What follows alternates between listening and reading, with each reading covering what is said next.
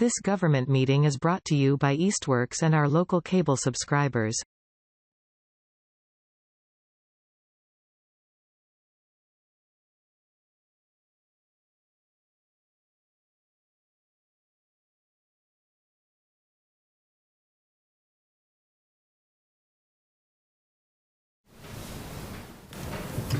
Thank you. Good evening, everyone.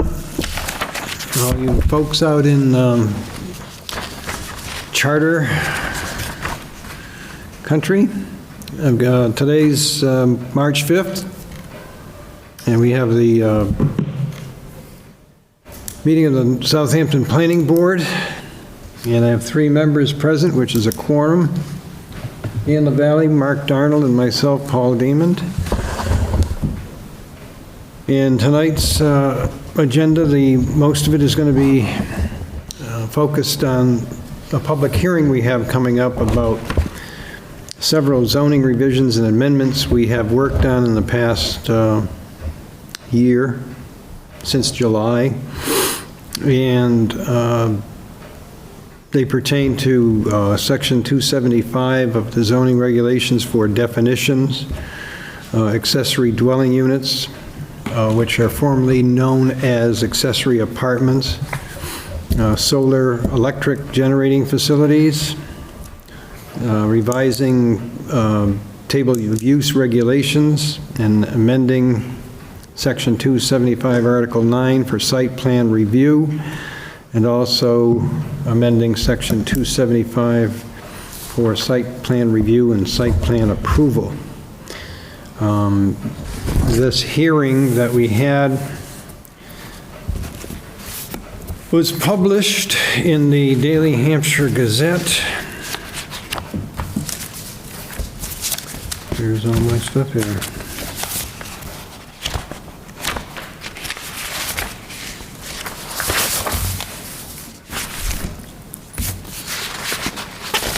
What happened to it?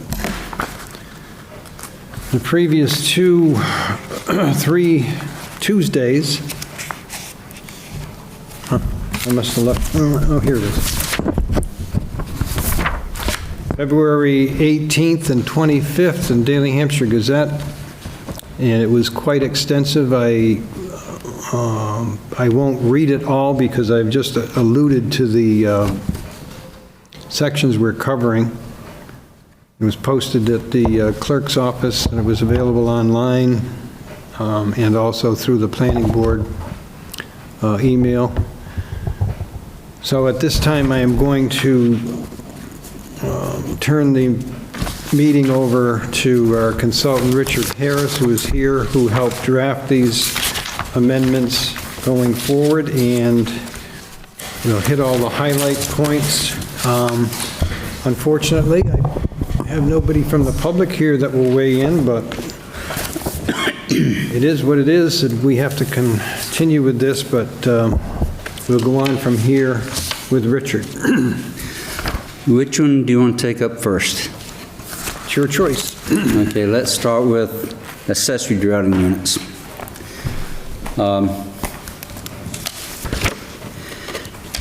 The state, just as a way of background, the state adopted a new law last year that went in effect last year, but effective February 2nd of this year. Accessory dwelling units that meet the standards of the state definitions, state law, are allowed by right. You can require site plan review, but if you don't amend your zoning bylaw to provide for that, they're allowed by right. And without local standards at all. So the purpose of rewriting what was previously referred to as accessory apartment provisions of bylaw, and that was section 275, 2.3, or that's definitions. 275.7.5. 7.5. It also had to revise 275-2.3 and the use table to address other aspects of it as well. The purpose is to provide different definitions, ones that conform to state law, that provide that qualifying ADU is exempt from zones subject to reasonable regulation, and make clear what the regulation is at the local level in Southampton. Owner occupancy requirement is not permitted, so you can't require an owner to occupy either the principal or the accessory dwelling unit. You cannot require more than one parking space for qualifying ADU. And just to clarify, these are changes from our existing bylaw, correct? Correct. The qualifying ADU is limited by size as established by the state. And we'll get into that. So there's a need to establish reasonable regulations for Southampton. And you can provide an option, and this provides that, for non-qualifying ADUs. The state law requires that an ADU to qualify has to meet several standards, one of which the size is limited to 1/2 of the size of the principal dwelling, up to 900 square feet. Some communities have been allowing accessory dwelling units of 1,000, 1,200, and that's fine, but they don't qualify under state law. So if you want to allow that, you need a provision for non-qualifying ADUs.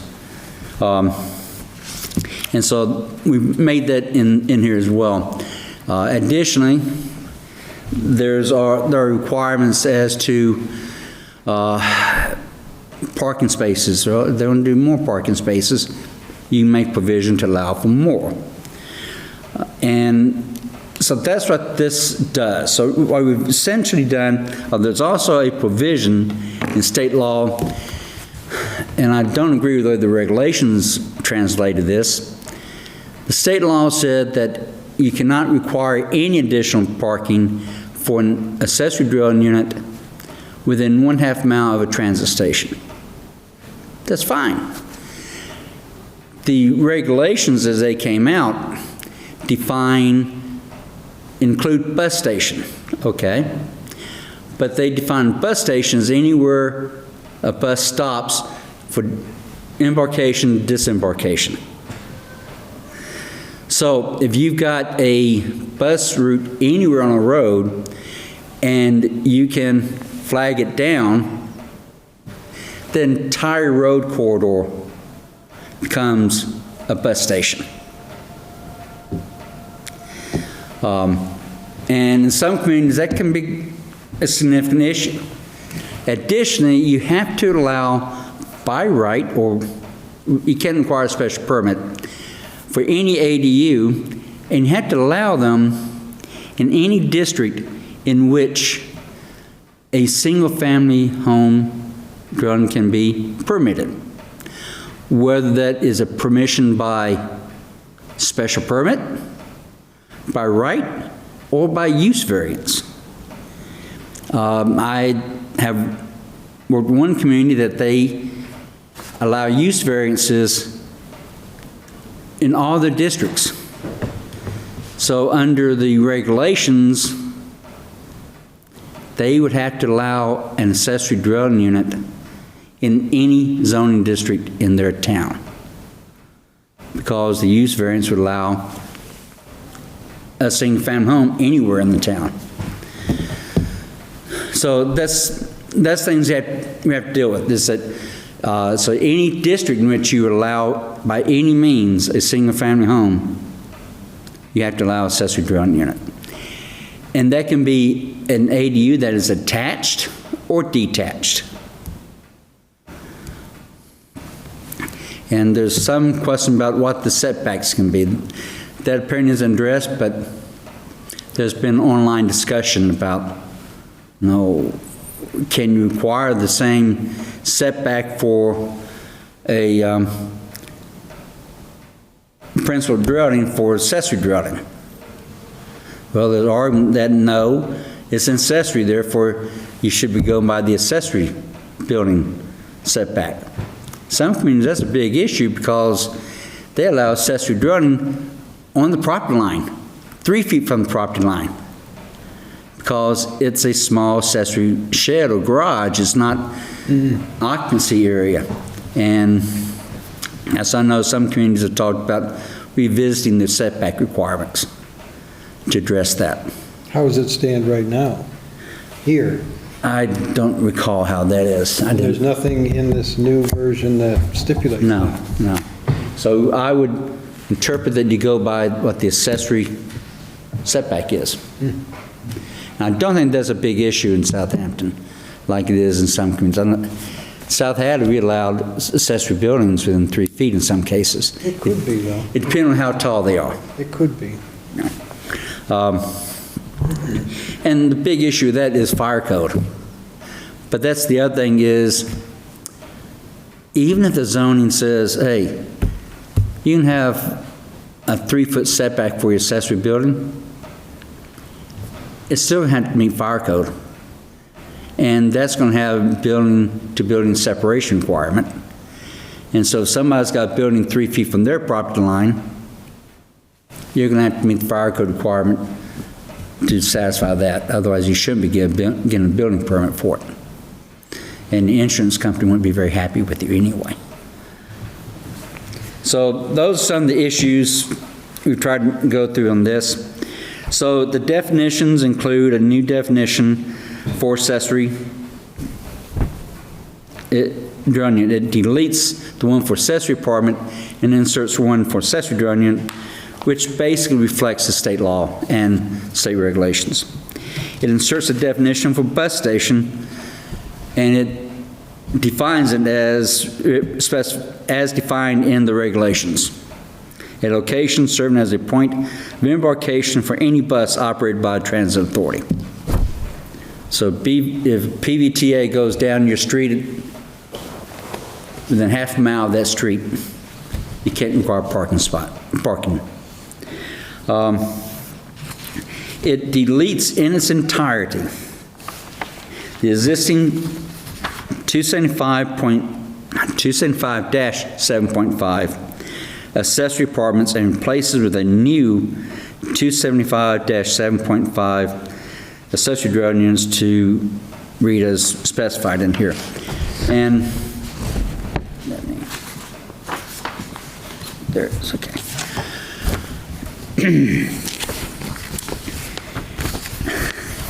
I'm not sure if you want to go through every bit of this. It's a very lengthy read. Now go through the major, the major changes from the previous one. I brought my annotate. Yeah, here's my annotate. That's not going to help. Okay, permit required.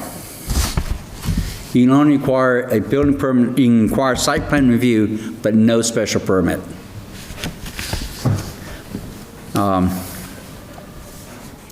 That's if it meets the provisions of what an ADU is as defined. The purpose of this is to, same as your existing purposes, except one of the comments made by Margaret Hurdy from Attorney General's office in her email comments were, one of the purposes we had in the existing bylaw, and I carried over, was protect stability, property values, and the residential character of a neighborhood by ensuring that accessory dwelling units are, we had in there, installed only in owner-occupied houses and under such additional conditions as may be appropriate. You can't require it to be only in owner-occupied houses.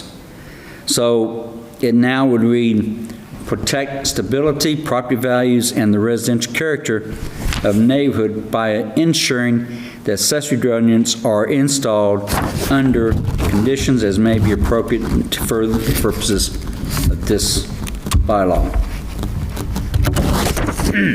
We add legal purpose to provide reasonable regulations for the development of accessory dwelling units as dwelling units to, let me take out word 2 in here, as allowed by Mass General Law, Chapter 48, Section 3. Then Section C provides accessory dwelling unit standards.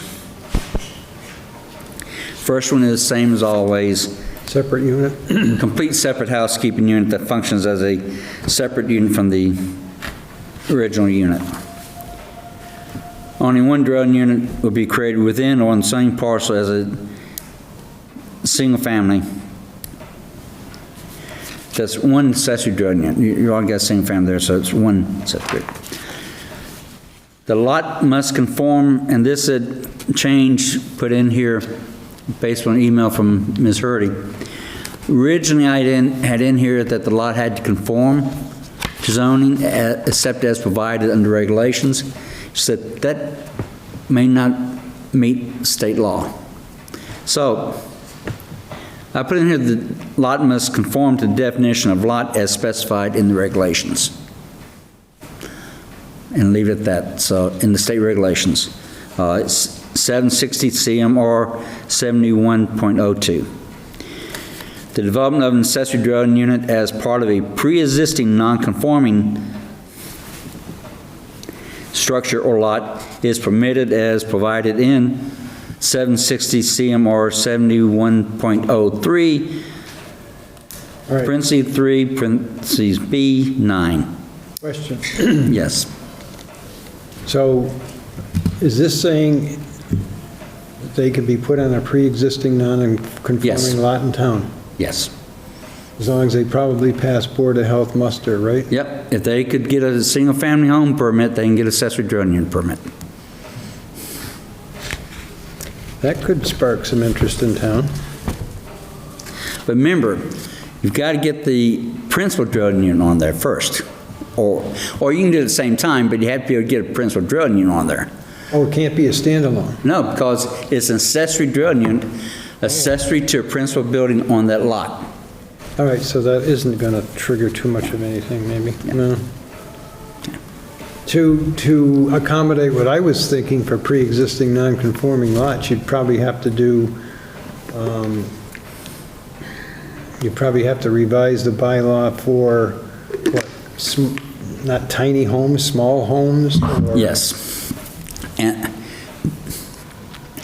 there was amendment to the, as part of the same act that created this ADU provision, there was a provision that nullified to some extent the merger doctrine. So if basically you've got a pre-existing non-conforming lot of 10,000 square feet, you can get, and if you can pass Board of Health muster, you can get a building permit for it. But it's got to be on the books, right? It's got to be a pre-existing non-conforming lot. But I mean, it's got to be stated in the bylaws. It's just not by right or anything, is it? Yes, under state law. So somebody right now could come in a pre-existing non-conforming lot and put a dwelling? If the lot's 10,000 square feet or more, and they can meet Board of Health muster, yeah. I don't think a lot of people know that in town. That hasn't got as much attention. Know that? I don't think many people realize that in town, because there's several non-conforming lots in town, and But the question is, would they meet Board of Health muster? yeah, some of them would. Because that's often on smaller lots, that tends to be the big issue of, with the septic field and be able to replicate that field. That tends to be a bigger problem than anything else. The ones that would be particularly of interest to are the ones that are on town water. I mean, Yeah. there's several that probably won't meet. Wouldn't have the well issue, yeah. Meet it, that it would have to have a well, but the ones that are on town water would certainly qualify. Let me make a note of getting you information about the merger doctrine change, so you have that available.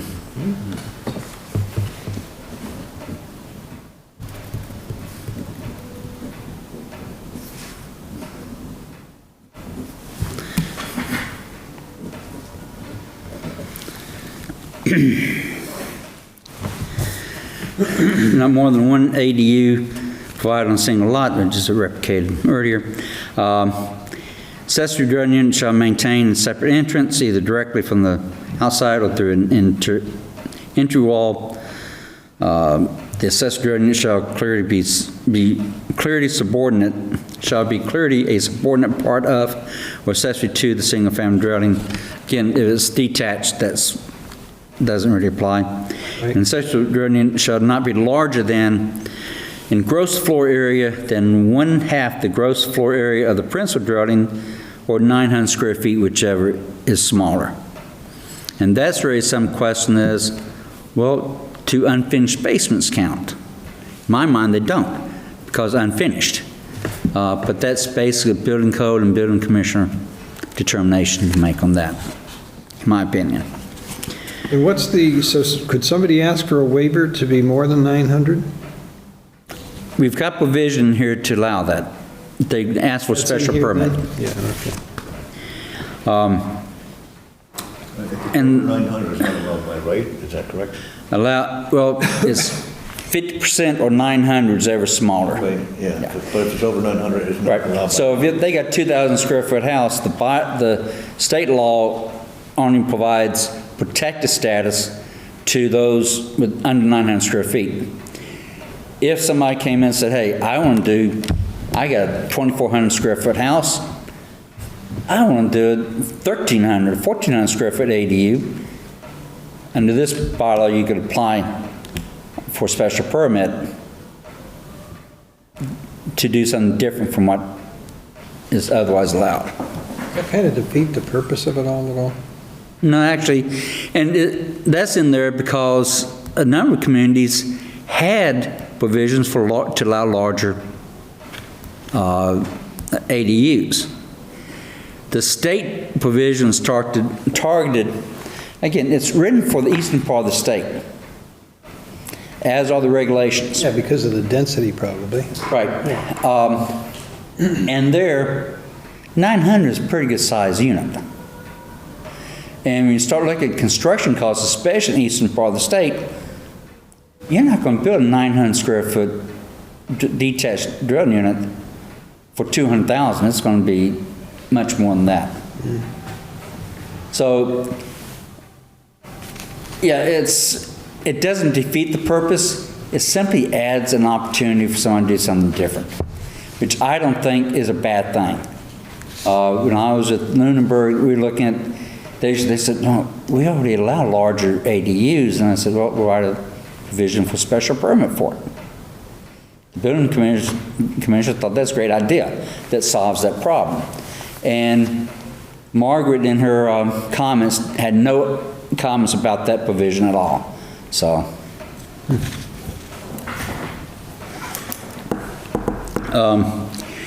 item 9 is another point that she had a comment on. That is the required parking. I had in there at least one must be provided. So that would suggest you may require more. That wasn't the intent. I explained that the intent was to give the owner an opportunity to do a second one if they wanted to. Maybe they had a truck and a trailer they wanted to park in parking spots. And she said they had not even thought about that, and it was a good point, and she would appreciate it. So what I put in here was consistent with the law.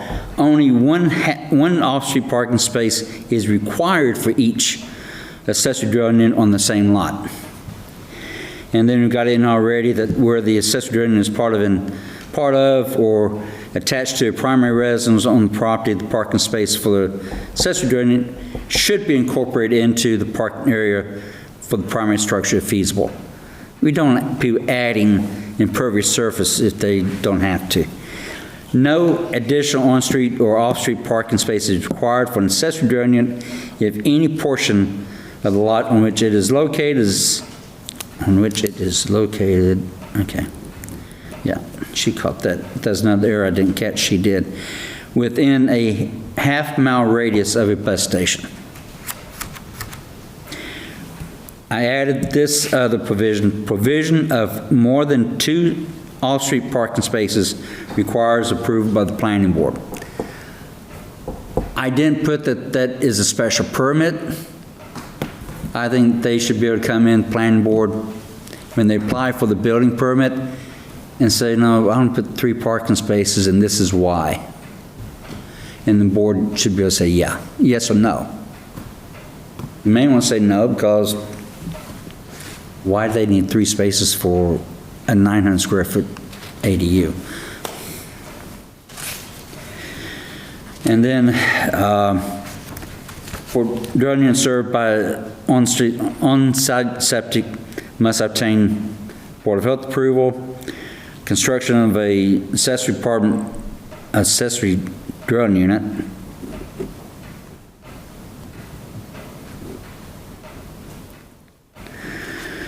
must be in conformity with the state building code. Accessory dwelling unit by special permit. Where an accessory dwelling unit would not meet the definition of a protected accessory dwelling unit as defined in 760 CMR 71.02, the accessory dwelling unit may be permitted only upon issuance of a special permit by the planning board subject to the following provisions. May allow for more than 1 ADU on the same lot. So they got a 2-acre piece of property and they want to put 2 units back there, they could apply to the planning board for them. Or they have 1 in the building and 1 detached, they apply to the planning board for special permit to do so. May allow for a large accessory dwelling unit otherwise permitted per provisions of bylaw. Touching the point, they want to do 1,000 square foot, apply for special permit to do so. Except as previously, except no special permit shall otherwise allow for an accessory dwelling unit to deviate from the provisions of zoning bylaw. So those are the only 3 deviations that may be permitted, that are allowed by special permit. And in considering whether the grant may consider whether the additional accessory dwelling unit or large accessory dwelling unit will be compatible with the architectural style of the primary dwelling and any other accessory dwelling unit on the lot. The existing bylaw has a provision that ADUs or accessory apartments must be be compatible with architectural style. You can't do that on an exempt use because that gives discretionary judgment that and it imposes additional burdens on the ADU that you don't impose on a single-family house. So in other words, no design standard, so to speak. For an accessory, for a protected ADU. If they apply for a special permit, that's a whole nother ball of wax. Application procedure. Procedure for accessory dwelling unit shall be the same as prescribed in Article 9, Site Plan Review and Approval. You could do it as a minor site plan review if you wanted to. It depends if you want to go through the formal hearing process. That's something we can discuss once this goes through, how you want to handle that, because that's not part of the bylaw itself. I know in case of Hadley, they, in their ADU bylaw revision, what they wrote in, and I know because I'm working with a client who's doing an ADU or trying to do ADU in Hadley, they put in there that it must have administrative review by the planning board and then specified what parts of the site plan review requirements apply. So it's not a formal site plan review. They basically submit a plan that meets those requirements at for a regular planning board meeting. Well, I would call minor site plan review, but they refer to it as administrative review.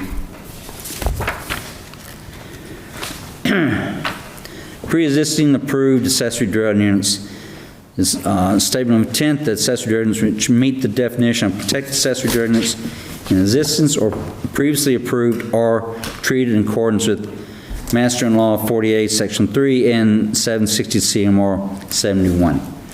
If the accessory dwelling unit which meets the definition and standards for protected use ADU under 760 CMR 71, any conditions which are attached to the approval for any such accessory dwelling unit that are considered prohibited regulation or unreasonable regulation under 760 CMR 71 are not to be enforced. So, for instance, you issued a special permit for a accessory dwelling unit that required own occupancy, that's not enforced.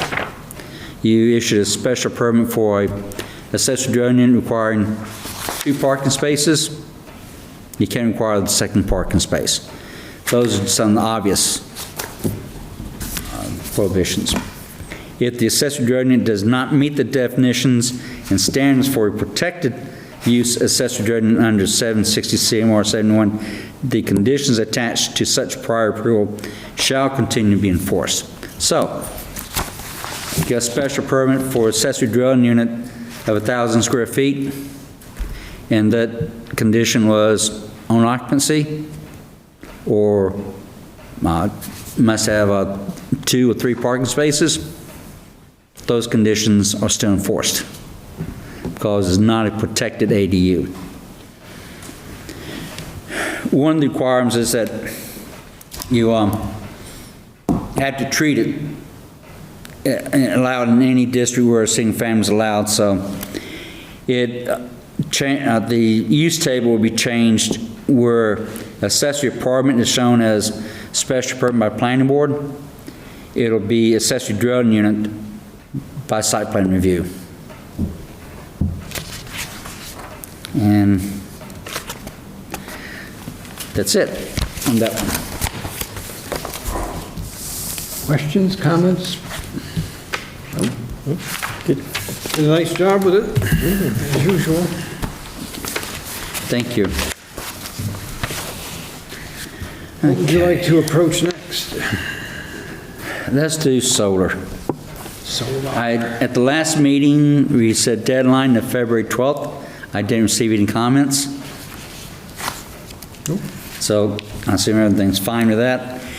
I'll do the short version of the intent of this is to make solar generating facilities for accessory uses, especially residences, Yeah.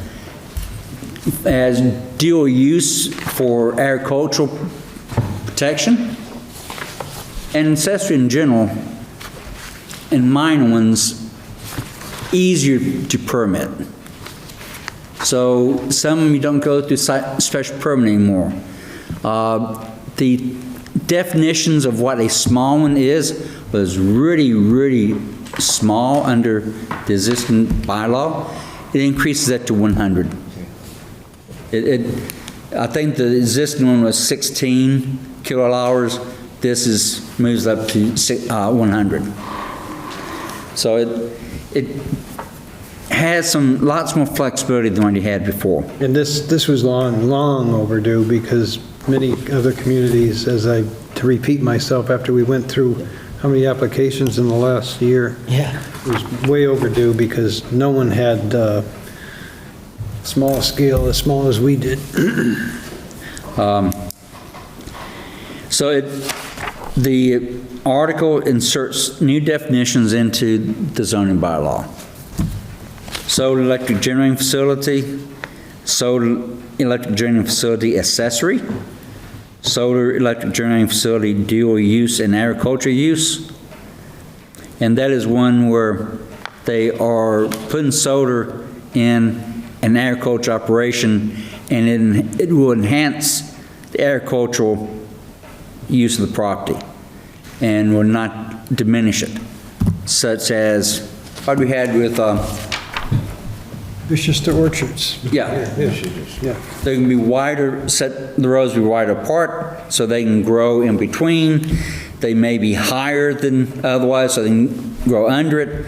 I've seen a variety of, did some research that there's some that raise them up higher because the type of crops they grow or type of use of the land requires a lower growing area, so they do that. It's interesting how they accommodate that. And by the way, accessory is limited in size to 200% of the projected annual electric use of the site's building use. So building or use. So that way, if somebody is putting 1,000 megawatt out there and say, oh, it's accessory. No. Show me how your facility on the site is going to consume 500 megawatts. And you're not going to see that happen. If they're doing that, then they got a huge business, and I'm sure you can accommodate them, but it's, yeah. Maybe a car manufacturer, but. Solar electric generating facility, ground mounted. Solar electric generating facility, large scale. 250? That'd be 250 or a collective area. Collective area of solar panel arrays greater than 2,000 square feet. Do that because, again, if we're trying to say we're going to make it easier for smaller ones, we want smaller solar arrays. And this 2,000 square feet seems to be reflective of what is done on the smaller scale projects. Or less than that. Solar electric generating facility, medium scale, 100 kilowatt, but not more than 250. Medium shall not have collective array of solar panels, collective area of solar panel arrays greater than 2,000. So, is 2,000, I don't care what they're generating, they still have to go to major, to the large scale. Solar generating facility, roof mounted. Solar generating facility, small scale, that's less than 100 kilowatt hours. And then definition of solar panels array. Table use regulations would be amended in the wholesale transportation and industrial uses category to delete the existing uses, insert the new ones. For solar, indicate that small scale solar are to be permitted by right in all zoning districts. By right, mean they don't need to come here. They simply apply for a building permit, and the procedure would be the building, and this is about later, building commissioner refers it to planning board at a regular meeting, and your review is limited, doesn't meet the zoning requirements. That's it. Right. Medium scale solar generating facility, it would indicate that solar electric generating facilities are to be permitted by special permit in RR and RN districts. That's consistent with your existing zoning bylaw. I had suggested this be site plan review, but nobody made any comments, so we've left it. I'm not sure what you want to do, if you want to make it site plan review.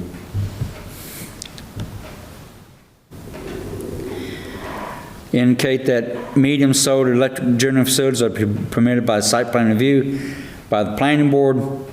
Well, what's your feeling on that? Should it be site plan or should it be special permit? I said suggest changing this to site plan review. Yeah. That was my suggestion.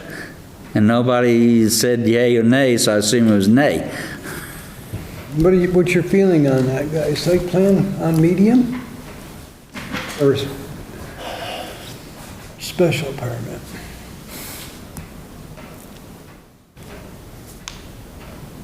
Again, what's the physical size of a medium?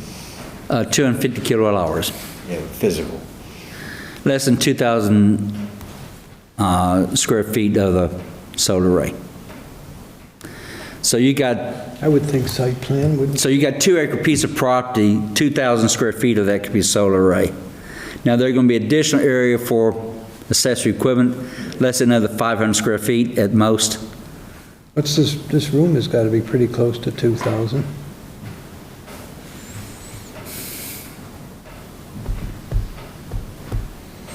So site plan? Site plan?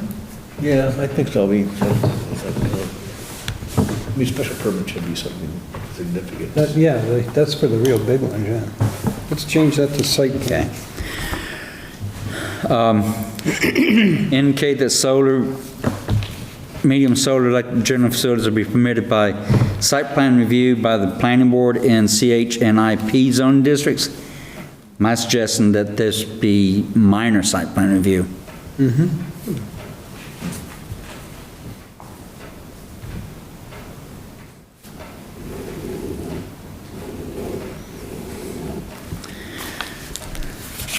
Large-scale solar electric generating facilities indicate that large-scale solar electric generating facilities which do not qualify as either accessory or dual-use solar facilities are to be permitted by special permit in the RR and RN and CH districts.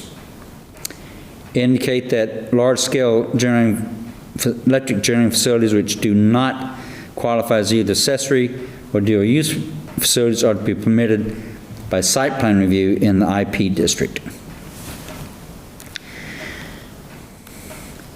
Accessory solar electric generating facilities. This got to be an easier phrase. Indicate that these accessory facilities are permitted either by right or by site plan review in all zoning districts, and that's elaborated upon in the 27576. Dual use solar electric generating facilities, these are permitted by right or by site plan review in all zoning districts. Right. Again, that is discussed and detailed in 275-7.6. Explain to me again, dual uses. Where they're doing agricultural and solar combined. And they had to maintain the agriculture use. They can't diminish it any. So the existing 275-7.6 solar electric generating facilities would be deleted in its entirety and replaced as follows. Oh, you don't want to read all that, do you? No. So it's got a purpose statement, applicability. There's a section on general requirements that those apply to all solar electric. Maintenance of the facilities. Site plans, where site plan review is required for solar electric generating facility. The process and application of applications, decisions, approvals, denials, lapsing, application fees, application review fees, and appeals shall be in accordance with Article 9 and the Planning Board's policies and procedures. Put that on your list for future work, policies and procedures. We started on that a couple years ago. We gotta do that next, after we get through all this other stuff. I would suggest that, when is town meeting? May or June, have you heard, Dan? Yeah, I should probably know the date off the top of my head, but I don't Is remember. it May or June? May. Let me just look it up.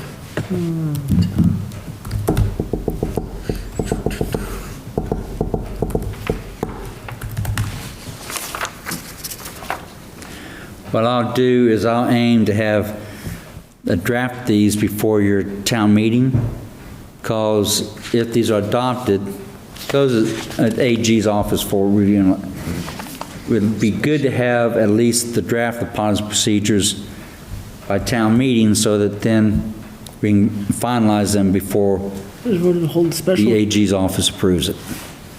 a special town meeting on March 22nd. No, but I mean No. the annual? Oh, the annual, not the special. No, not the annual? Nothing on that yet? I don't see anything on that yet. No.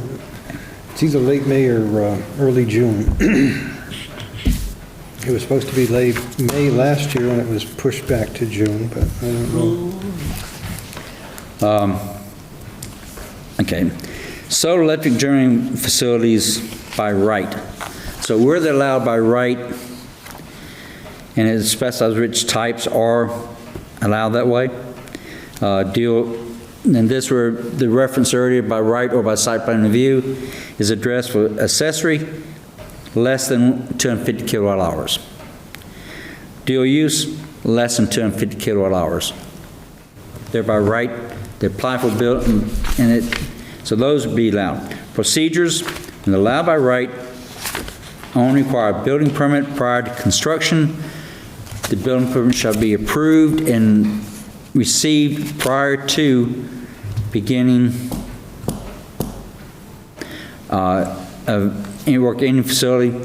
Prior to issuance of a building permit for a by right solar electric generating facility, the building commission shall submit the application for administrative review by the planning board in accordance with the board's policies and procedures.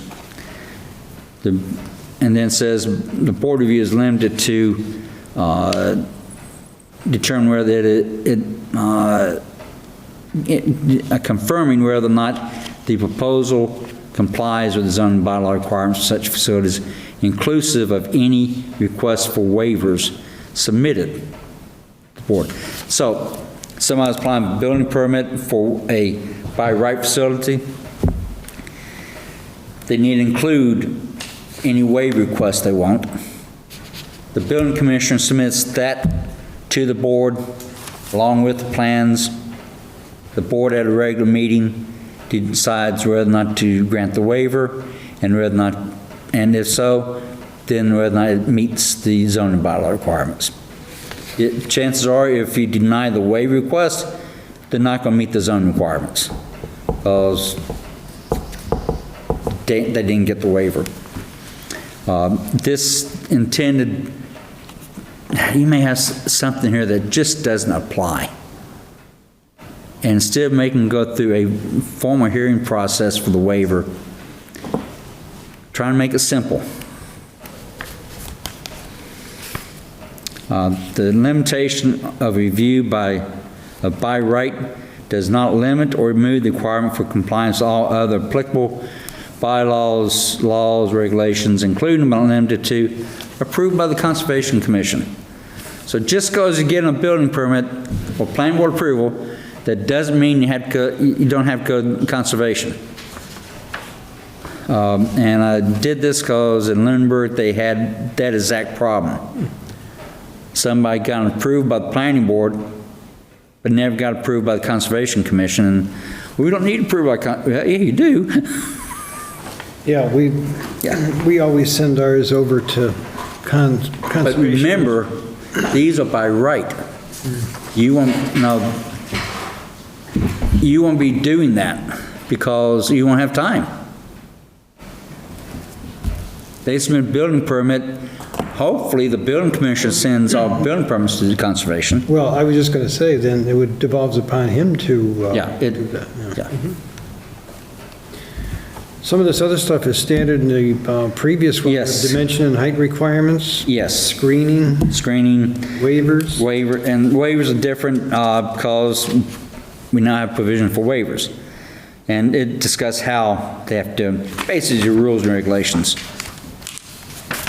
Over parking areas, where the facility is being constructed to in or over existing parking area, may not diminish the number of parking spaces below the minimum required, may not alter the stormwater runoff or drainage flow. And then provision for abandonment and decommissioning. Which is pretty much the same as what you had. Which is large scale predominantly, right? You have it already for small, and this is the provision for that. General requirements applicable to all solar electric general facilities requiring either site plan review or a special permit. It's got, and it says accessory or dual use. I'm not sure there's any provision for those, but that's in there anyway.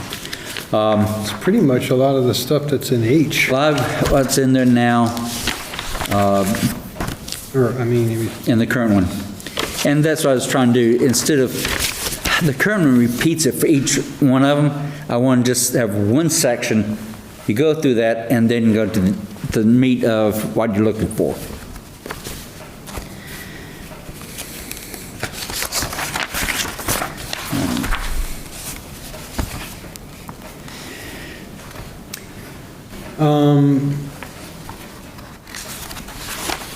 Number 9. What page? 10, page 10. Okay. I had highlighted under safety and environmental standards, land clearing. It said we had made a edit on that. And number 2, B2, no less than 50% of the land parcel utilized for solar shall be forested. Okay. Is that what yours reads? It said, the original one said no more than, but it should read no less than, right? Yeah. Yeah, it should be no less than. Right. Yeah. When I read, my initial reading was forested means you're clearing. No, it's the opposite. If it's a deforested, then it'd be no more. Okay.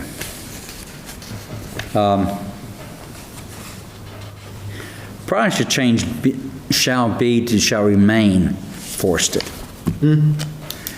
Probably should change shall be forested to shall remain forested. Remain? Yeah. Yes. Yeah. Better choice of words, yeah.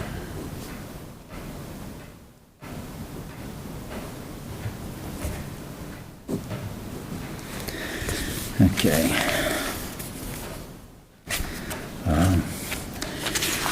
Okay, H is solar electric general facilities requiring site plan approval in accordance with section 9. And then it specifies large scale, medium scale solar electric general facilities. However, they may be approved under a minor site plan review where the applicant is not requesting any waivers or the application demonstrates that the electricity being generated is primarily for on-site consumption or not more than 20% of the trees on site would be removed unless there is a plan to replace the removed trees with similar number They of had a trees. notation here, must have come up because they wrote it down, something about caliper of the trees? Yeah, thing is, that's really tough. I couldn't find any bylaws that really had. Unless there is a plan to replace the removed trees with a similar number of Right. new trees, I think maybe that's where the wording might have come in. Okay. Same number of new trees. Remove trees with a, pick out the caliper, I don't know, what is it? Well, how about replace the removed trees with a similar aggregate caliber of trees? That sound right to you guys? Aggregate caliper of trees? Mark? It's difficult to replace a 30-inch tree. But I mean, you want something a little bit more mature. I mean, three is, I mean, you know, like, That's why it says with a similar aggregate caliper of new trees. So you're removing 100 trees that are 10-inch caliper. I think you want, That's 1,000 caliber. And so you place that with a similar aggregate. Maybe they're 2-inch trees, you're going to simply plant a lot more trees. shouldn't it be remove trees with a similar species, number of aggregate trees? Species? Do you want the same species? Does it necessarily have to? Not necessarily, no. No, huh? No, I mean, you may have invasive species you want to get rid of. Right. I've had a situation where similar verbiage and then said 20% of the trees on the site. If you have a 10-acre site, you have to send arborists and surveyors out there to label inside the trees on the entire site to determine whether or not you're taking out 20% of it. Yeah. Yeah, and again, this is just saying you're not taking more than 20% of the trees. Do we just say, you know, we had it previously, no more than 50% shall be cleared, and then for our, all trees removed over X number size, over X caliber shall be replaced by a tree of 1/2 that caliber. I mean, it's a lot to ask somebody to put in a 15-inch, you know. Again, we're not asking to put in a 15-inch caliber tree. We're saying What is it, most times? the aggregate caliber. Planting, is it 3-inch? That's pretty much the norm when you're doing subdivisions or? Yeah, usually it's a 3 to 4-inch tree. Yeah, that's the reason it doesn't say replace with the same caliper. No. Or similar. No. It's similar aggregate caliper. So that you do the caliper of the trees you're removing, add that up, and then divide that any way you need to. Aggregate number. Similar aggregate caliper of trees. I guess that, I'm trying to be fair to the property owner. So you can't clear any trees on your property unless you replace every tree that you take out, basically. That seems like it doesn't allow them to utilize their land. If I have a totally forested property, where am I gonna plant it? Again, this doesn't say you have to do that. What this says, Well, it's replaced, no, no, let's go back to what this is. Yeah. Medium solar electric generating facilities are by site plan review, okay? However, if they're not doing more than 20% removal, they can get minor site plan review. They can still do it, but they can't use the minor site plan approval process, which is simplified. They go through the more formal process of public hearing and more detailed review. That's the only thing it does. It doesn't take away the ability to do it. It just says, we got this real easy process and we've got this slightly more difficult process. You gotta do the more difficult process. I just want to make sure the more difficult process is not just more difficult for the sake of being more difficult, if it's still a reasonable process. It's a site plan review process. And that's a performance standard though, right? And well, the main difference between site plan review and minor site plan review is whether or not you have to have public hearing. Criteria remain the same. Criteria for approval are the same. It's whether or not you go through the hearing mechanism. And some people say, oh, I don't have to do a hearing? Okay, I'll go and count the trees and do a replacement if I have to. You want to use that aggregate number?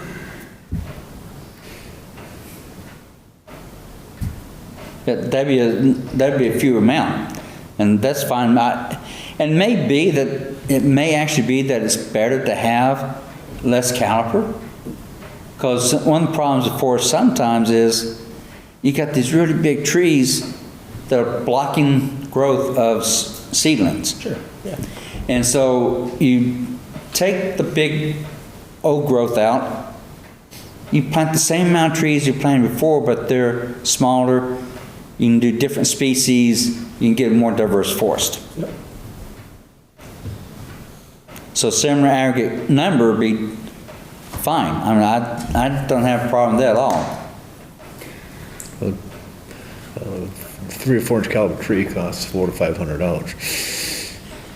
Again, we never said you had to plant the same caliper. I'm just saying, if you took a 30-inch tree, or you require them to put in one 3-inch caliber, I mean, No, we said the same. If you did caliper, aggregate caliper, you get to choose the size of caliper you're doing, just so that caliper of trees adds up to that amount.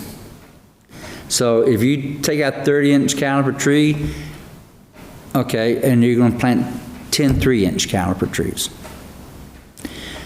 Alternatively, as what Paul suggests, is not even deal with caliper. Just say you're going to replace similar aggregate number of trees. So if you take out 5 30-inch caliper trees, and that's already taken out, then you can plant 5 3-inch caliper trees. And that may actually be more reasonable for the project.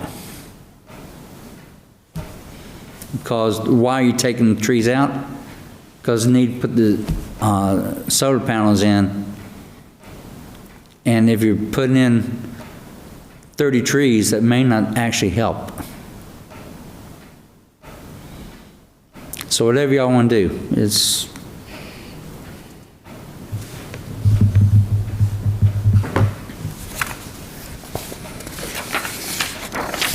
Because if you just say,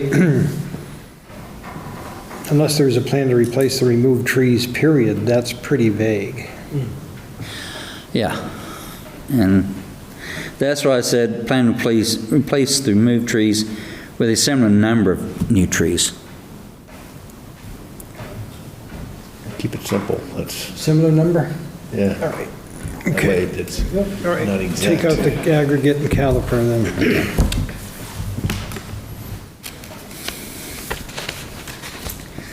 accessory solar and electric generating facilities with nameplate rating capacity greater than 250. However, they may be approved under minor site plan review if they're less than 500.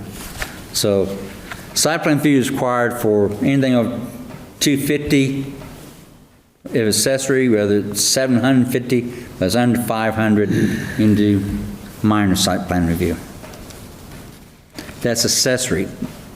That's accessory to a operating facility. Dual use, greater than 250, however, if they're less than 500, they do minor site plan review. Procedures, applicant shall submit plans. That's all Standard. According to Article 275-9, Section 9, and the procedures of the Southampton Planning Board.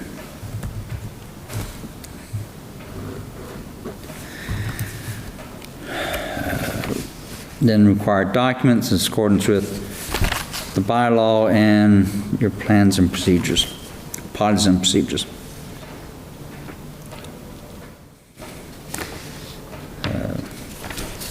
I'd included some things you had already, like estimation of earthwork, because that needs to be, I think that is significant enough to spell it out. Is this an isolated trees or shrubs 10-inch caliper or larger? I think that's significant spelled out. Schedule for, your existing requires them to provide the interconnection application or agreement. I think all you should be doing at this stage is a schedule for getting the interconnection agreement. Because sometimes those take a long time, and that delays the applicant from even going to the planning board. So you spend 2 years getting the utility to agree, and then you got to go to local government to get your local approvals. Well, why can't you get the local approval first? Or while you're in the process of getting the utility interconnection?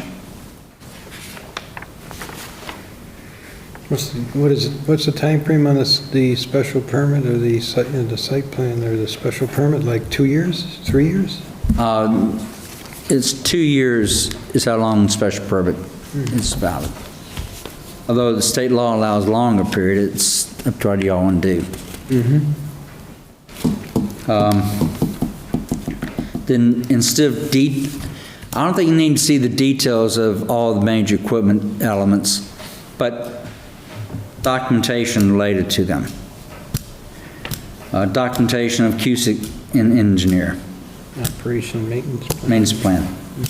So instead of spelling all these details out, just these are top things you need to provide, and your policies and procedures can get in more detail on that. Solar electric generating facilities requiring special permit approval. In addition to site plan review, a special permit is required for certain categories of solar generating facilities as indicated in the use regulations. No building permit or certificate of use and occupancy shall be issued without the prior approval. Where a special permit and site plan review are required, the planning board shall consolidate the review process but issue separate decisions on the two applications. Accessory electric solar generating facilities, whether being added to the facility with site plan review or special permit has been granted, the facility must conform to all conditions of the previous site plan or special permit, be approved as an amendment to the previously approved site plan or special permit. So they're going to do, let's say you've got a warehouse and you're going to put 100 kilowatt hour or 90 kilowatt hour accessory, you're going to do 250 kilowatt hour solar array there. The planning board approved the site plan for that with some conditions related to the plans as approved, drainage, what have you, parking. If you're going to do that project and not alter the building, You're going to do rooftop, for instance, or you're going to do in an existing field, and there's nothing in the plan, nothing in the board approval said limited the use of that area, fine. If, however, you're going to change those plans, or you're doing something that may alter it, then you need to come back to planning board. Most cases, they're going to need to come back to planning board for an amendment, but some cases they may not. It's case by case. I'm not sure if that is even a issue here yet, but it could be. Where the facility is being constructed in or over existing parking area may not diminish the minimum number and may not alter stormwater. Dual use applications for any dual use solar general facility must demonstrate it will not diminish the use of the property for an agricultural purpose. This is the whole purpose of dual use. Okay, I'll make changes that we talked about there. Next one? And one of the major changes, just so this is clear also, the existing solar bylaw had one category of solar general facilities approved by site plan review and one category approved by site plan approval, which is a dichotomy that really doesn't exist, because site plan approval is merely the final stage of site plan review, or site plan denial, but usually site plan review is what you usually look for, the site plan review. So that dichotomy that's in existing really doesn't hold that well. And so we're getting rid of that. And that leads into the site plan review article.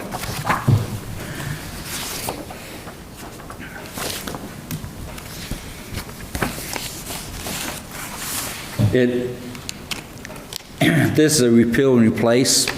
So taking Article 9, and someplace in the site plan, in the solar, I referred to Section 9, it should be Article 9, and I'll make those corrections. It provides 5 purposes for doing site plan review. Basically, it's to further the zoning bylaw and ensure that design standards are met, design guidance are followed. Applicability, except as may be exempted, site plan review is required for the following activities and uses: construction, alteration, or expansion of the following: any residential buildings of 2 dwellings or more, any principal or accessory building used for exempt use under Master and Law, Chapter 48, Section 3, and that will also fit in with the ADU, because that's an exempt use under 48, Section 3. Any non-residential building. Any exempt use under 48, Section 3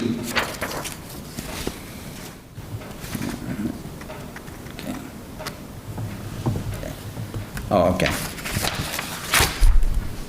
1 was any principal or accessory building used for exempt use. Item 2 is any exempt use, and could be a use such as a horse corral or something like that. There's a lot of exempt uses out there that you might want to have site plan review for. Uses permitted by right. Any use identified as uses permitted by right to site plan review.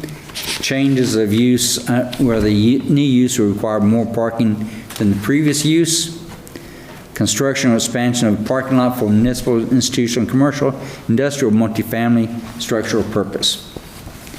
Site plan review for exempt uses is limited to ensuring compliance with the reasonable regulations as related to parking, open space, building height, and building setback requirements as provided for in Section 4A.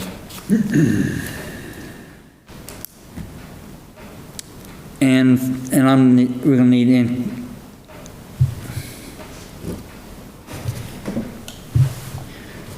and we'll need to put in the ADU for ADUs, because you have other regulations applicable to ADUs that you need addressed there. And I'll make that correction and get it to you tomorrow afternoon probably, or Friday.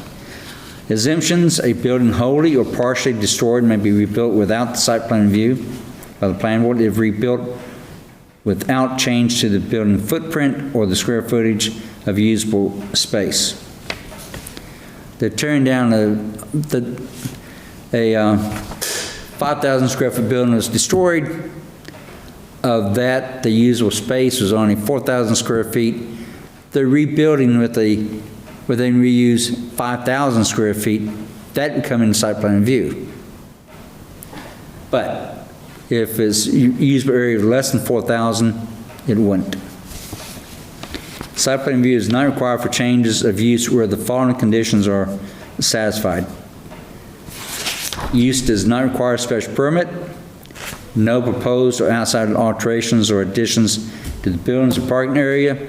The planning board or the planning board's consultant in consultation with the building commissioner and the Board of Health director determines no additional changes are required of the on-site septic disposal system, or no additional parking will be required to conform to parking requirements.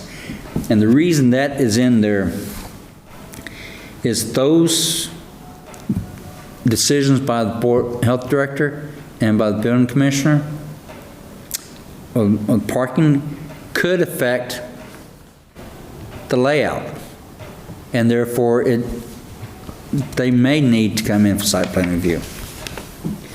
Relationship to building permits and special permits, that's addressed. That's pretty similar I have already. Adoption of policies and procedures. The board is going to adopt policies and procedures that govern application requirements, processing, use of outside consultants, rules of waivers, etc. All site plans and submissions shall conform to the board's policies and procedures. Procedure of site plan review shall be submitted and acted upon in accordance with procedures.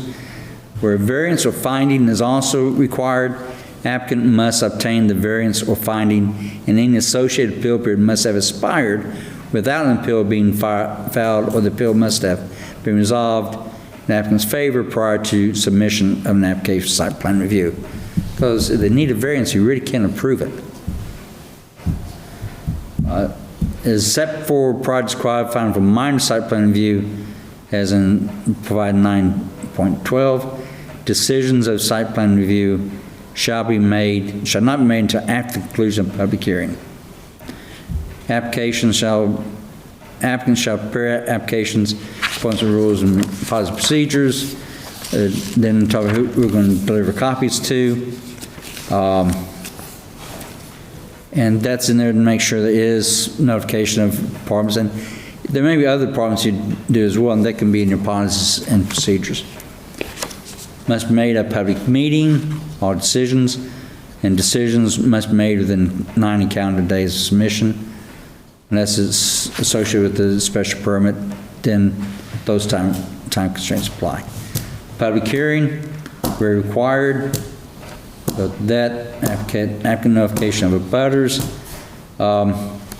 My preference, very frankly, is this should be in the policies and procedures and not in the zoning bylaw itself. But some communities insist on putting in the zoning bylaw.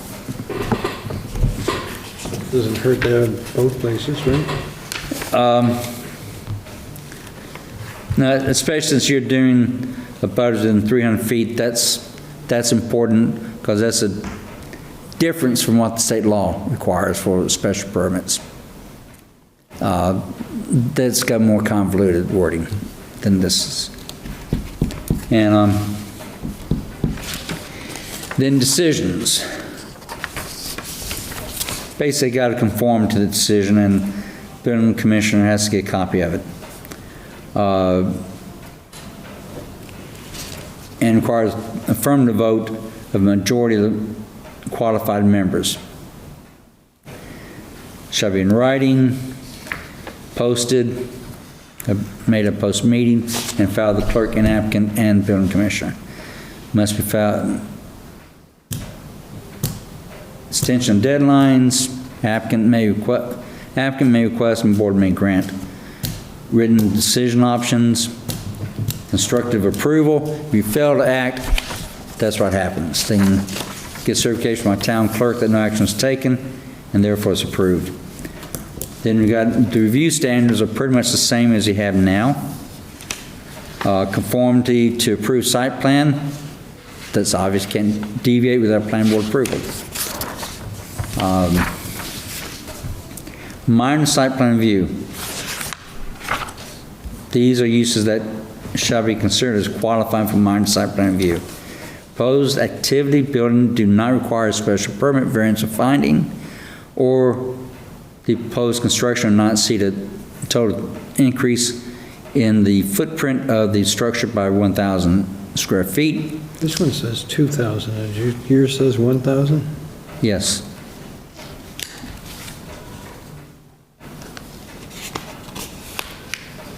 On page 7. Yeah, mine says 2,000.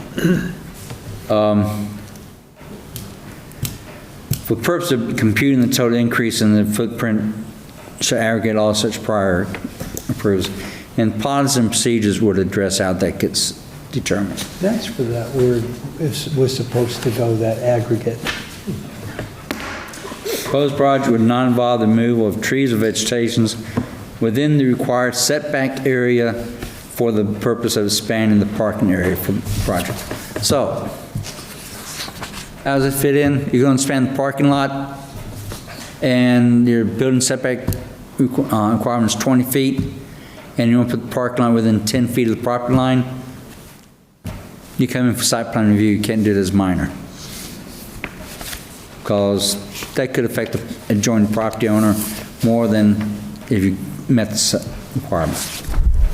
Project involves a use permitted by site plan review and is to be located in a residential zoning district. Okay. So, where this is written, an ADU could come in as a minor site plan review if it's in a residential district. Otherwise, it goes in to regular site plan review. Yeah. Submission shall conform to planning board policies and procedures. Your policies and procedures may specify a class or classes of projects that require notification of abutters of the planning board meeting at which the project is being reviewed. Again, a minor site plan review does not require public hearing. Some communities, though, even if they don't have public hearing, want the abutters notified.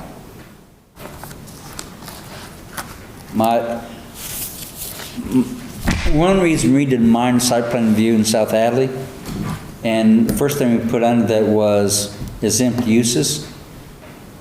People would come in upset about a proposed educational facility that we didn't think was educational but met the exemption, and they get there and they be told them at the very beginning this is an exempt use.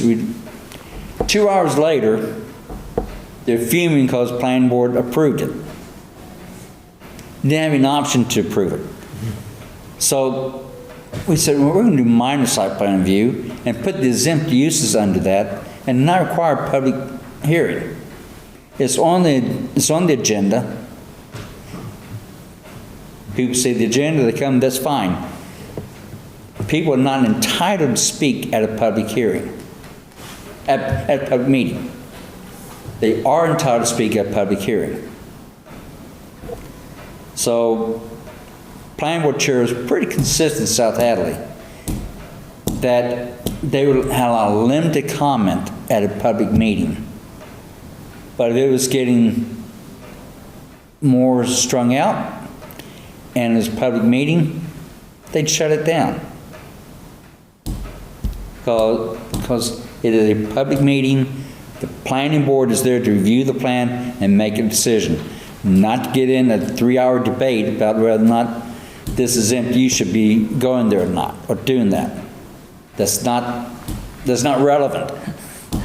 We may agree, but it's not relevant. So some communities don't want So some communities want public notified all the time, and some people don't. When we, this is one of the biggest regrets, South Alley, but we had to do it. We're establishing standards for requirements for illumination of signs. And I had in there, and it goes planning board, gets approved, no public hearing, all this. The then director of the Chamber of Commerce, which is supportive of businesses, I thought, said, we need to notify all abutters. And that has been a issue at times, because people come in there complaining about, they're just illuminating a business sign. And you got this bank going in, and you got a convenience store across the street that's got lights on 20 hours a day, another bank that's got them on 20 hours a day, and this bank, because they came in now, you want to limit it to 10 hours a day. Yeah. So, and that was because public would come out and they'd speak, they'd express opposition to it, and you'd have some inconsistencies in the standards. So that's something you may want to think about as we get into developing policies and procedures. It may be that you do want to notify voters of all projects, and that's fine, but think through that whole process. Who does the notification? The applicant would. Yeah, your policies and procedures would never put that on you. Right. In South Hadley, the town had to do it, but yeah. Similar procedures requires them to provide proof of notification.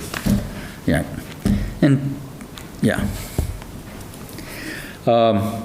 Procedures, and they're going to be in accordance with policies and procedures. Decisions shall be made in the same fashion as any other site plan decision. It has to be a public meeting, filed with the town clerk, given the applicant, given the building commissioner, etc. Review standards are the same as a regular site plan. Site plans lapse after 2 years from the grant of approval thereof if a substantial use thereof has not sooner commenced. Site plan approval may, for good cause, be extended in writing by the permanent authority upon the written request of the applicant. And your policies and procedures shall set forth guidelines to be used to determine if the substantial use requirement has been satisfied. And there's, you have debate in different places about what is substantial use. I have mine, and I'm sure we discuss it, all four of us would have a different twist on that. Appeals, and we didn't put in there what the limit is for extensions. It could be for 1 2-year period, or if there's good cause, maybe one go, allow further extensions of the deadline. The benefit is if you're really trying to help this developer get the project underway, and he's making a real effort, or they are making a genuine effort to get the project underway. Yeah, but if it's been approved 6 years ago and you're changing the bylaw because of something in that plan, then maybe don't grant an extension and let it lapse, let them apply under the new bylaw. Appeals are under 48, Section 17, and violations are treated as provided in the zoning bylaw for violations. Okay. So that's all I got. That's plenty. So the next step, are there any other comments about this before I go any further? Comments, questions? Comments, no questions. Any feedback from the public? That being the case, I'm going to ask for a motion to close the public hearing on these amendments we just discussed. And I move that we close the public hearing on the amendments to the zoning bylaws. Motion Second. made by Mark, second by Dan. Any other further discussion? All in favor? Aye. And now I will ask for a motion to approve these same, I'm sorry? Let me, Oops. we discussed some changes tonight. Let me make those changes. Since the date for the town meeting has not been set yet, I can make those changes, and then at the next meeting or the first meeting, then, well, I won't be at the first meeting. That could be in here in April from my notes in the But previous. you may not need me, because it's just going to be making the changes. I would suggest, once I make those changes, Accept them. then you recommend to town meeting the articles as drafted, because otherwise, what you technically would have to do is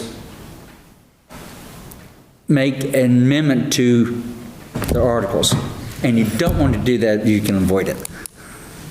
All right, so I'll wait until I get those from you, and they will be here before our next meeting? Yeah, they should be here, be to next week sometime, yeah. All right. And I think you can probably act on that without me being here. Yeah, I have another commitment on your meeting date, and then I may not be, whether I'm here in April, your first meeting in April will depend upon what my doctor says. I'm having my left knee replaced on the 21st of March, so. After we approve these, is that going to be in form of a warrant that I can present to Yeah, the select yeah. board? And All of my articles are written as a warrant. all right, now, Yeah, I mean, if, we've No. got these going. that's it, to see if the town will vote, and that, so it's written in form of a Okay. warrant. Is Kyle's water supply protection going to be Probably done not. probably before that May or June meeting? No. No. Reopen the hearing. Reopen the hearing, Reopening the hearing? yeah. There's one article, one Oh. sheet of changes we didn't address.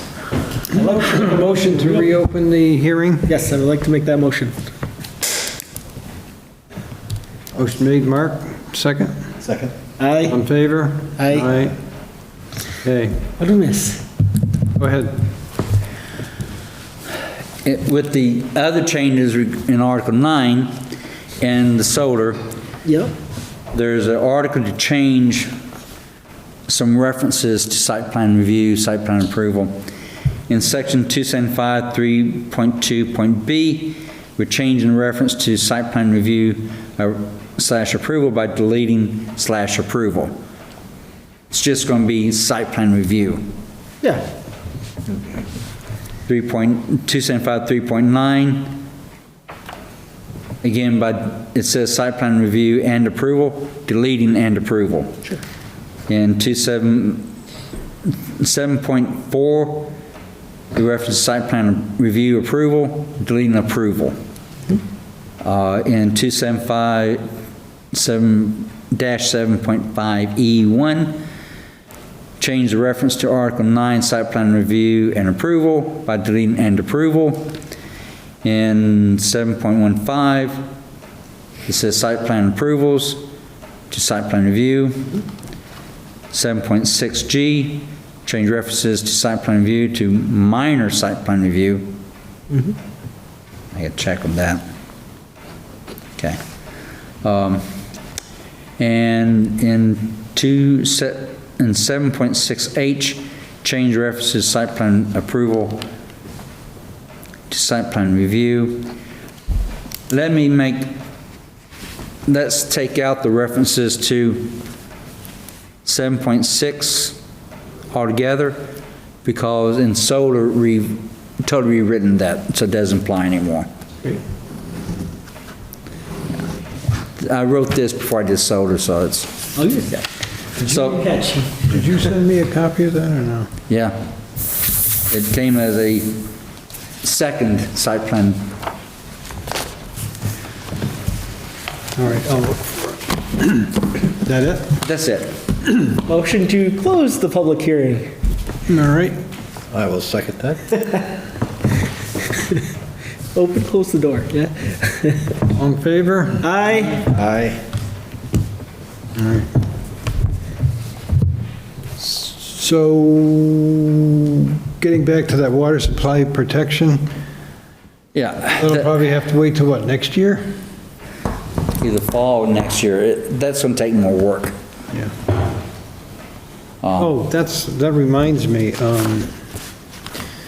I guess, I forgot to ask the last meeting, but remember Kyle asked if we wanted the topic of requesting additional GIS analysis for the water supply overlay district boundary and implications.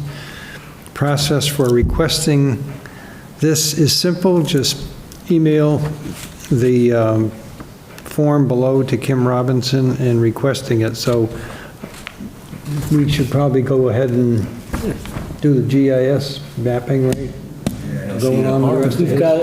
got a year, we might as well gather more information. So, well, give a motion on that. I think it's very important because one of the implications is you want to find out where the line goes through individual lots. Yeah, wasn't that what that one was about? That's what drove that. The visions, yeah, they're, well, lines. Because it basically, there's a provision that says, hey, if it goes to any portion of a lot, it applies to the entire lot. Here's part of his draft that he suggested we write. The board is curious to learn, firstly, how many parcels are divided by the overlay district's boundary, but more importantly, the amount of area that would be added to the district if the entirety of affected parcels is included in the water supply protection district. We are expecting that additional analysis will help inform the board in determining if the added provision is appropriate or potentially burdensome for property owners and residents. So, Because, let's say you got a 20-acre piece of property. And a 2-acre northwest corner of it is in the water supply protection district. You can apply all the regulations to the other 18 acres. It's one thing if it's the opposite. If you got 18 acres property within the water supply protection district, and this 2-acre corner is not, then maybe it does make sense and is reasonable. So I think that is information that often people are not aware of and boards don't look at. And I think that'd be a very valuable thing to review. And I would expect the public want to know about it. so do I have a motion on that PVPC, continue on with that GIS? I'm making a motion that the planning board approve the PVPC for the GPS parsons for the public water supply district. Second? All in favor? Aye. Aye. And lastly, on my list, I have a warrant that I need to have approved for the Daily Hampshire Gazette for this hearing, the ads, my God, only $1,273.54. When will we join the 21st century? Right? And that, Okay. that's after I asked Richard to give me the abridged version of the publication, the notice. So that got knocked down by like $300. Maybe that's something Richard can fix for us, some way to not to put everything in the newspaper and cost so much money. Is there somebody that bylaws? Or is that like a law? Oh, we could do all of them from just a simple repeal and replace. And then all you gotta do is say repeal and replace, and that's it. Like, You didn't suggest that, though. Would it be acceptable?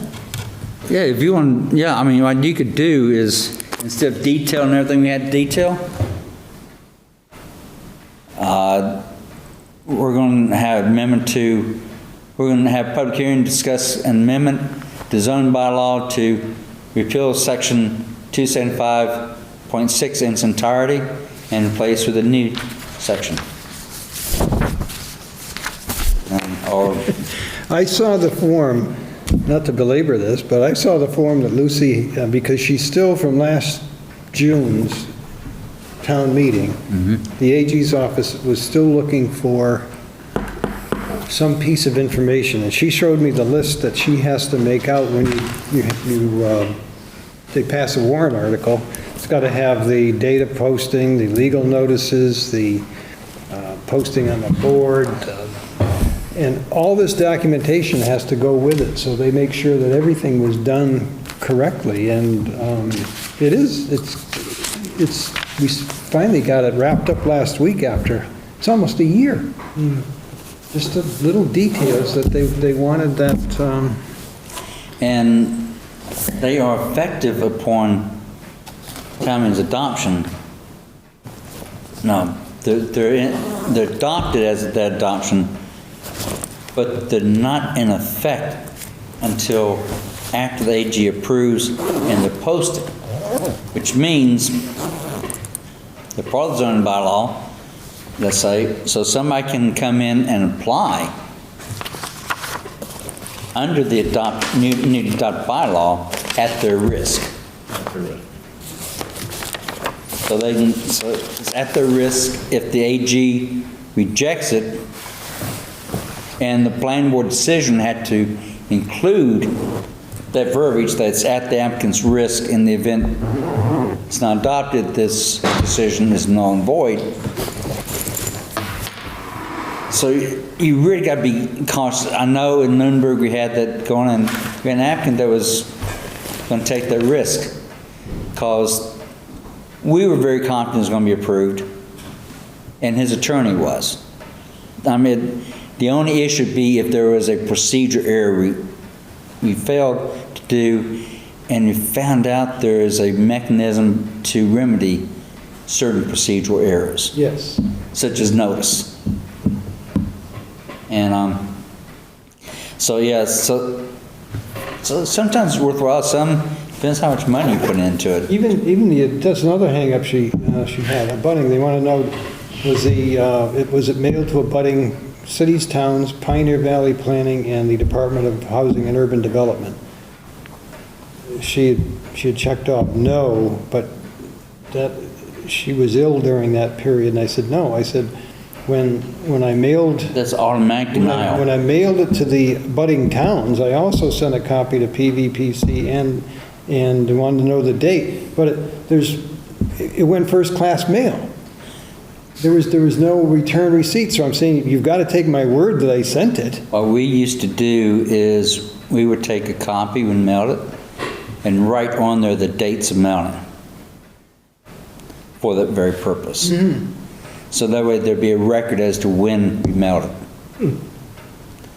Which, in most cases, probably every case that I've dealt with, is once I mail them to the abutters of the project, the cities and towns, I mail everything right then and there to everybody, which is pretty much coincides with the first legal publishing date. So a good practice is to make a single copy of the notice and write on there the date, mailed to DHCD, adjacent cities and towns, PVPC.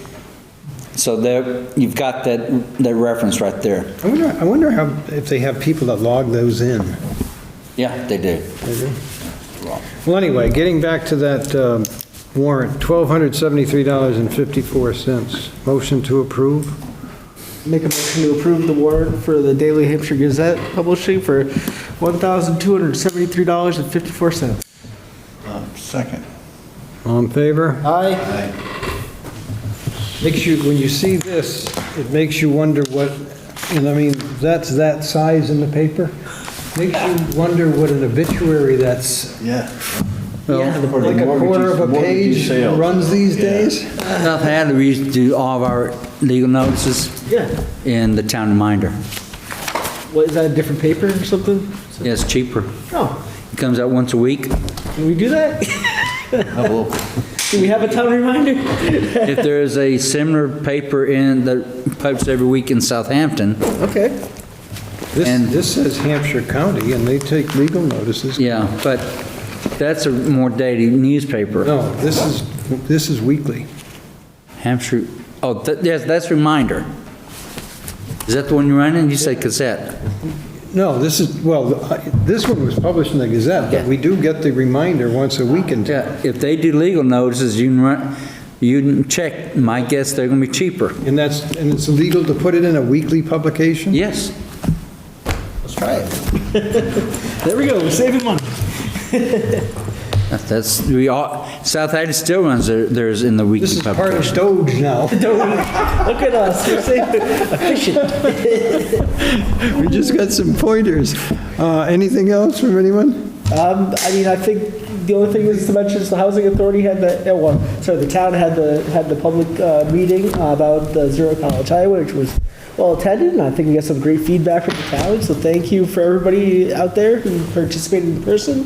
There's also an option for an online survey to add your thoughts, so please encourage people to do that as well. We want to get as much input as we possibly can from everyone on what they want to see in that place. Yeah, I would, and I want to echo that. I went myself, and I was very impressed with the presentation and not only from PBPC, but the architects and designers.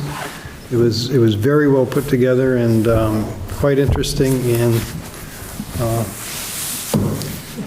I learned a lot, and a lot of people there with different ideas, and thanks to the town for putting that together. That's on the, Public safety and that parcel of land, Zero College Highway, so to speak. did they get into the sewer issue? Still working on it. Everybody else Title V. Still waiting for tie and bond. Next meeting is tentatively scheduled for the 3rd of March. I won't be here. 3rd of April? 3rd of April, I'm sorry. Oh, that's right, we got a new member too, we didn't mention that. Mr. Labrie Yeah. joined, right? Oh, I didn't get notice. Oh, yeah, select He was board meeting. appointed? Good. Yes, select Good, board very meeting last good. night. It'll be good to have him, because Jim was here years ago. Yeah, Very good. absolutely, yeah. That wasn't a joint appointment? Join up, I don't know what that means. If you have vacancy on planning board, it's supposed to be filled jointly by the select board and main planning board members. Oh, I was consulted by the No, but- select board, but But it's supposed to be a joint vote, joint selection. Really? Oh, I don't think we've ever done that before. no, select board's always done it. Unless your charter says otherwise, because I'll ask the town administrator, like, if that was, if, Um, maybe he doesn't know, I don't know. I'll send you an email with the state statute Hey, provisions.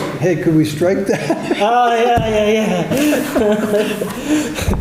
Either way, we'll get them approved. It's legal. somehow. It's You know, legal. we'll do the But right thing.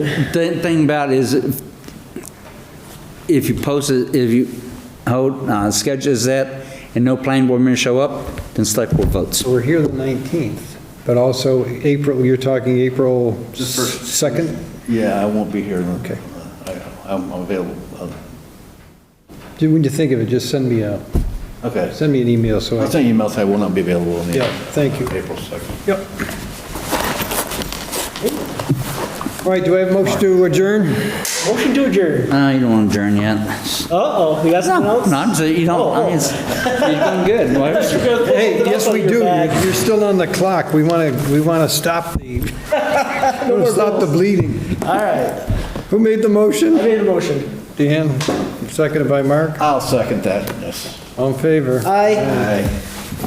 Thank you, everybody. Thank you, everybody listening.